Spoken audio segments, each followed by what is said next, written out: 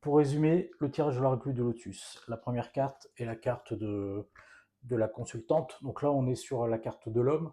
La carte de l'homme, on voit que en fait, c'est représenté par un chapeau et une canne qui a l'air plutôt souple. Donc en fait, la possibilité euh, d'évoluer, en fait, de se sortir des chemins un petit peu difficiles.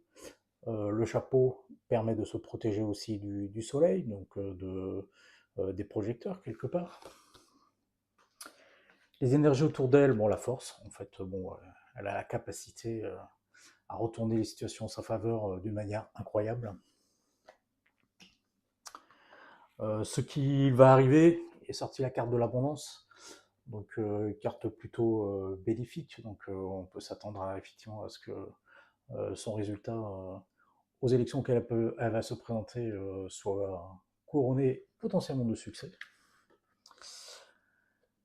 La carte de l'hiver, donc bah, la fin du cycle, le fait de passer à autre chose, à une situation nouvelle.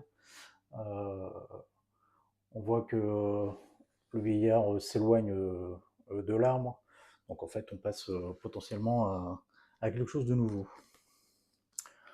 Bon, la carte des pertes montre qu'en fait, bah, en fait on perd des plumes dans l'histoire. Par contre, la pie a volé des choses qui ne lui appartiennent pas. Les bijoux, tout ça, ça vous rappelle personne.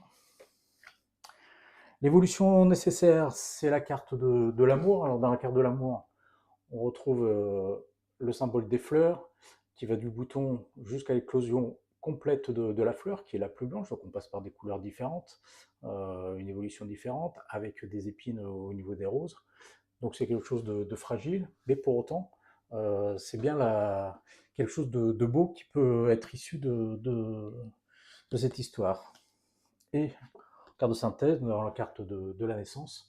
Donc en fait, bah, le fait de commencer quelque chose de nouveau. Donc c'est plutôt une réponse positive à la question est-ce que Rachida Dati peut réussir à être élue au mandat politique qu'elle brille sur Paris. Alors est-ce que ce sera législative, est-ce que ce sera la mairie de Paris? En tout cas, les cartes qui sont très favorables, sachant que si elle ne maîtrise pas les événements extérieurs, parce qu'en fait, tout est lié à des affaires judiciaires.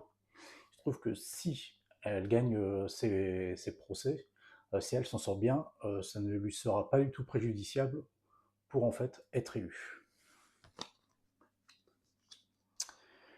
Seul l'avenir nous le dira.